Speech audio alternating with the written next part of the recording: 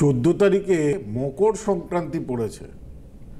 তো মকর সংক্রান্তিতে কি করলে দুঃখ দুর্ভোগ কাটবে, সৌভাগ্য আসবে, সেই নিয়ে আজকে বলবো। মকর সংক্রান্তি কেন বলা হয়, তার কারণ এই দিনটা হচ্ছে পৌষ মাসের শেষ দিন, সংক্রান্তি, এবং রবি বা সূর্য এই গ্রহটা মকর রাশিতে প্রবেশ করে, সেখান থেকে নামকরণ হয়েছে মকর সংক্রান্তি। কর্কট রাশিতে যখন সূর্য প্রবেশ করে আর ধনু রাশি পর্যন্ত থাকে, তখন সেটা হচ্ছে দক্ষিণায়নকাল। এই সময় দেবতারা ঘুমিয়ে থাকে। সেই জন্য আমাদের দুর্গাপুজো, যেটা শরৎকালে যে দুর্গাপুজো হয়, সেই দুর্গাপুজোর আগে অকাল বোধন করতে হয় দেবতাদের জাগানোর জন্য।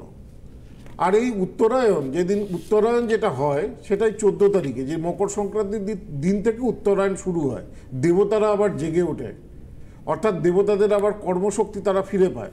সোজা কথা, সূর্যের নতুনভাবে পথ চলা শুরু হয় মকর সংক্রান্তির দিন থেকে। সেই জন্যই এই দিনটাতে বিভিন্ন স্নান দান এগুলোর কথা আমাদের শাস্ত্রে বলা হয়েছে।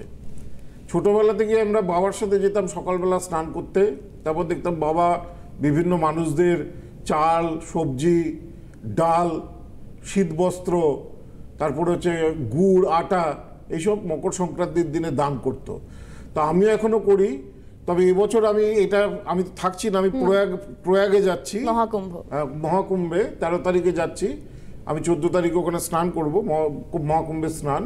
তো ওখানেই যা দান করব। তবে মকর সংক্রান্তির দিনে কোনো ভিক্ষুককে ফেরাবেন না। শীতবস্ত্র, অর্থাৎ শাল বা এগুলো কাউকে পারলে দান করবেন। চাল, ডাল, সবজি, গুড়, আটা, এগুলো মকর সংক্রান্তির দিনে দান করা অত্যন্ত শুভ এবং পুণ্যের কাজ। এতে অনেক পাপ নাশ হয় এবং সৌভাগ্য বৃদ্ধি হয়। আমি আসবো।